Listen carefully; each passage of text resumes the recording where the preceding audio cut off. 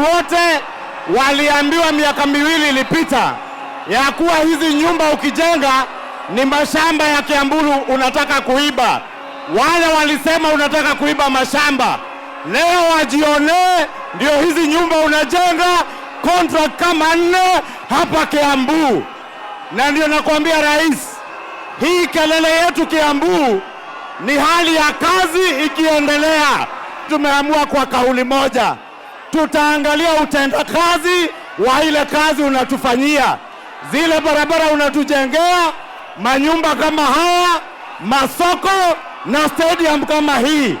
Hata hii stadium, hawa vijana wetu mwaka ujao, mwisho wa mwaka huu, watajaa hapa wakishangilia timu zao zikichezea kwa huu uwanja. Kwa hivyo usiwe na wasiwasi juu ya kelele, hiyo ni kawaida yetu. Sisi tunasonga na tunasema Kiambu ni tu, Kiambu ni tu. Hebu nione tutam ya Rais William Ruto. Asante. Tutam.